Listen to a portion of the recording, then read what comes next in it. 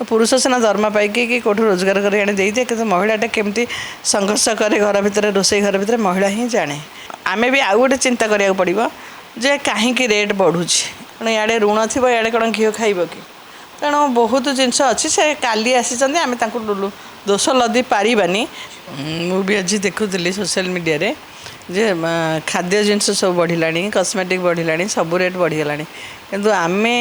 सब जिते जी नुआ नुआ सरकार आसे से कही थाए जे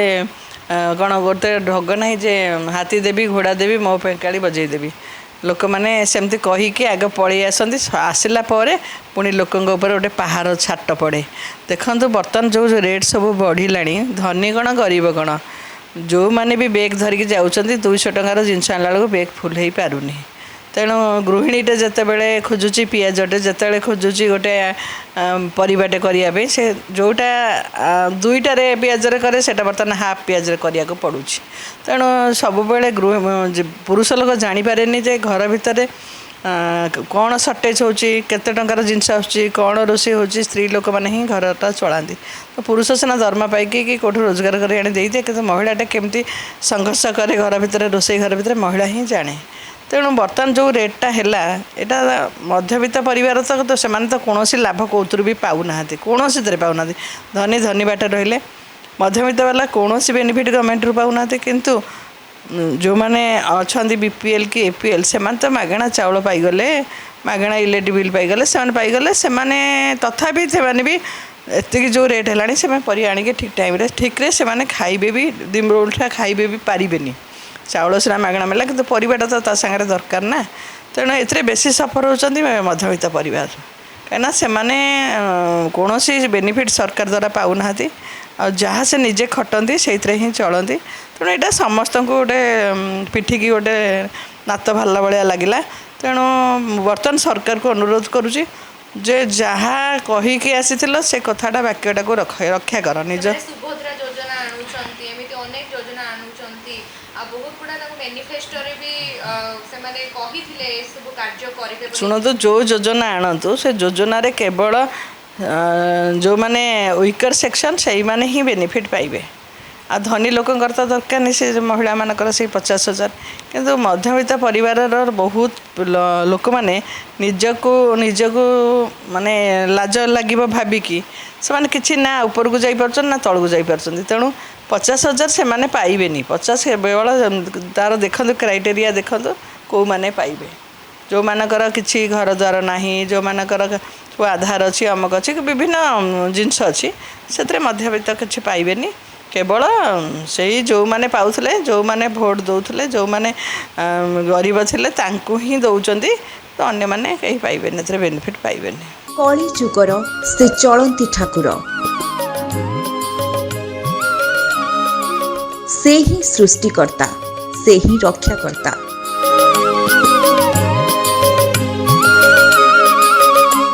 सारा जगत देखे तांको लीला खेला रत्न बेदी परी स्नान बेदी रे देवे दर्शन मंदिर छाड़ी मुक्ताकाश को आसिबे मौड़मणि भक्तर भक्ति रे उछुलिब बड़दाण्ड दुनिया देखिब दारुदियंक दिव्य स्नान महाबाहुंक महास्नान को नहीं स्वतंत्र कार्यक्रम स्नान बेदी रे श्रीजीव आसंता 22 तारिख पुरी सीधा प्रसारण केवल दिनांक टीवी रे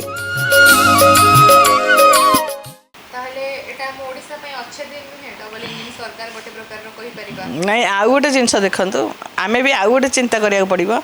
जे कहीं रेट बढ़ुची आमर जानी ना जी सब आगु जो सरकार थिला से माने केते ऋण कर से ऋणटा को देखु जितेबाला जी आसे ना प्रथमे से आग देखे घरे केते ऋण अच्छी ऋणटा सुझिला भाया आग सुझी पारे ना नहीं तेणु से जिते देखते घरटा जो पा बुड़ी आंठुए है एत ऋण हो आमे मझिरे सुर राउतराय निजे कहते जे जड़े जन्म है लोकर गोटे पिलाटे जन्म हो माने 18,000 ता मुंडे गोटे ऋण बोझ रोचे ତେଣୁ ଯେତିକି ସବୁ କାମ ହେଇଛି ସେଇଟା କେଉଁଠୁ ଆସିଛି କ'ଣ ହେଇଛି ଏବେ ସେ ତ ନୂଆ ନୂଆ ଆସିଛନ୍ତି ନା ତେଣୁ ଯେଉଁ ଋଣଟା ହେଇଛି ସେ ଋଣଟାକୁ ପୁଣି ପରିଶୋଧ କରିକି ଅନ୍ୟମାନଙ୍କୁ ସାଟିସ୍ଫ୍ୟାକ୍ସନ୍ କରିବାଟା ବହୁତ କଷ୍ଟକର କଥା। ତେଣୁ ଇଆଡ଼େ ଋଣ ଥିବ ଇଆଡ଼େ କ'ଣ ଘିଅ ଖାଇବ କି? ତେଣୁ ବହୁତ ଜିନିଷ ଅଛି ସେ କାଲି ଆସିଛନ୍ତି ଆମେ ତାଙ୍କୁ ଦୋଷ ଲଦି ପାରିବାନି କିନ୍ତୁ କେଉଁ କାରଣରୁ ଏସବୁ ରେଟ୍ ବଢ଼ିଛି ତାକୁ ଆନାଲିସିସ୍ କରିବା ଉଚିତ ଓ ସରକାର ତାକୁ ନିଶ୍ଚୟ କିଛି କରିବେ କାହିଁକିନା ନୂଆ ନୂଆ ସେ ଆସିଛନ୍ତି ସେ ବି ଏବେ ବହୁତ ଜିନିଷ ଦେଖାନ୍ତୁ କେତେଟା ଗୋଟେ ଯୋଡ଼େ ଜିନିଷ ସେମାନେ ଆରମ୍ଭ କଲେଣି ଲୋକଙ୍କର ବି ଶୁଣାଣି କରୁଛନ୍ତି ଲୋକମାନଙ୍କର ଅସୁବିଧା ବି ନିଜେ ସିଏମ୍ ଦେଖା କରୁଛନ୍ତି। ତେଣୁ ଏଇ ଯେଉଁ ଜିନିଷଟା ବେଶୀ ଦିନ ରହିବନି। ତାପରେ ଆଉ ଗୋଟେ ଜିନିଷ ଏଗ୍ରିକଲଚର ଉପରେ ଓଡ଼ିଶାରେ ଆଗରୁ ବି ମୁଁ ଦେଖିଛି କୌଣସି ସୁବିଧା ନାହିଁ। 5,000 ଟଙ୍କା ଆମେ ଦେଇଦେଲୁ କାଳିଆ ଯୋଜନା 5,000 କ'ଣ ସାର ହେଇପାରିବ? 5,000 କ'ଣ ବିହନ ହେଇପାରିବ? ତେଣୁ 5,000ଟା ଗୋଟେ ମାନେ ପ୍ରଲୋଭନ ଦେଖାଇବା କଥା କିନ୍ତୁ ଆମେ ଆମର ଯେତିକି ଖଣି ଖଦାନ ଜମି ଅଛି ନା ଆମେ ଏଗ୍ରିକଲଚରରେ ବହୁତ ଡେଭଲପ୍ କରନ୍ତୁ। ଆମ ଦେଶରୁ ଜିନିଷ ବାହାରକୁ ଯିବା ଉଚିତ। ଆମେ କିନ୍ତୁ ଆନ୍ଧ୍ରରୁ ଆଣୁଛୁ ମାଛ ଆଣୁଛୁ କଦଳୀ ଆଣୁଛୁ ଚାଉଳ କେଉଁଠୁ ଆଣୁଛୁ ଆଳୁ ଏମିତି ସବୁ ବିଭିନ୍ନ ଷ୍ଟେଟ୍ରୁ ଆମ ଜିନିଷ ଆସୁଛି କିନ୍ତୁ ଆମର ଯେତିକି ଏଗ୍ରିକଲଚର ଅଛି ଜମି ବାଡ଼ି ଅଛି ଆମେ ଯଦି ଚାଷ କରନ୍ତେ ତାହେଲେ ଆମେ ଏଇ ଯେଉଁ ରେଟ୍ ଯେଉଁ ବୃଦ୍ଧି ହେଉଛି ବୃଦ୍ଧି ହୁଅନ୍ତାନି। ଆମେ ତ ନିଜେ ବାଡ଼ିରେ ଆଗରୁ କରୁଥିଲୁ ନା ସମସ୍ତେ ଏବେ ଆଉ କେହି ବାଡ଼ିରେ କେହି କରୁନାହାନ୍ତି ଜମି କେହି ବାଡ଼ିରେ ଆଉ କୌଣସି ଫଳ ପନିପରିବା କରୁନାହାନ୍ତି ଯାହାଫଳରେ ସମସ୍ତେ କିଣା ଉପରେ ନିର୍ଭର କଲେ। ବାହାରୁ ଆସିବ ବାହାର ଷ୍ଟେଟ୍ରୁ ଆସିବ ଆମେ ସେଇଟା କିଣିକି ଖାଇବା କିନ୍ତୁ ବାଡ଼ିରେ ଯଦି ଆମେ ନିଜେ କିଛି କିଛି କରନ୍ତେ ଆମକୁ ତ କିଛି ସଞ୍ଚୟ ହେଇପାରନ୍ତା ଆମର ପଇସା। ଆଜିକାଲି କେହି ଆଉ ଜମି ବାଡ଼ିରେ ଆମର କୌଣସି ପରିବାପତ୍ର ଆମେ ଆଉ କରୁନାହାନ୍ତି। ଆମର ତାହେଲେ ଦର ବୃଦ୍ଧିର କାରଣ ଗୋଟେ ପ୍ରକାର କହିବାକୁ ଗଲେ ଆମେ ନିଜେ କାହିଁକି ନା କୌଣସି କାହିଁକି ଦର ବଢ଼ୁଛି ତା'ର ବି ଆପଣମାନେ ଆନାଲିସିସ୍ କରନ୍ତୁ କାହିଁକି ଦର ବଢ଼ୁଛି। ଆମେ ନିଜେ ଖଟିବାନି ନିଜେ କରିବାନି ବାହାରୁ ଜିନିଷ ଗୁଡ଼ା ଆସୁଛି ବାହାର ଟ୍ରାନ୍ସପୋର୍ଟେସନ୍ ବି ହେଇଥାଇପାରେ କି ବାହାରେ ଏତିକି ଆମଦାନୀ ହେଇନଥିବ ପରିବା ଯଦି ସେଠି ଆମଦାନୀ ଯଦି ମାନେ କମ୍ ହେଇଥିବ ତାହେଲେ ସେ ଜିନିଷଟା ଏଠିକି ଆସିଲା ବେଳକୁ ରେଟ୍ ତ ନିଶ୍ଚୟ ହେବ ନା ହେବ। ତେଣୁ ଆମେ କାହିଁକି ସବୁବେଳେ ଅନ୍ୟ ଷ୍ଟେଟ୍ ଉପରେ ନିର୍ଭର କରୁଛେ? ଆମ ଷ୍ଟେଟ୍ରେ ଆମକୁ କୃଷକମାନଙ୍କୁ କିଛି ହେଲ୍ପ କରାଯାଉ ଭଲ ଭାବରେ ଯେମିତି ସେମାନେ ଆମ ଜିନିଷ ଆମେ ଏଇଠି କରିକି ଆମେ ହିଁ ଚଳିପାରନ୍ତେ। ଆମେ ଅନ୍ୟ ଉପରେ ନିର୍ଭର କରୁଛେ ତେଣୁ ଯେଉଁ ରେଟ୍ ହେବ ଆମେ ସେଇଟାକୁ ସହିବାକୁ ବାଧ୍ୟ।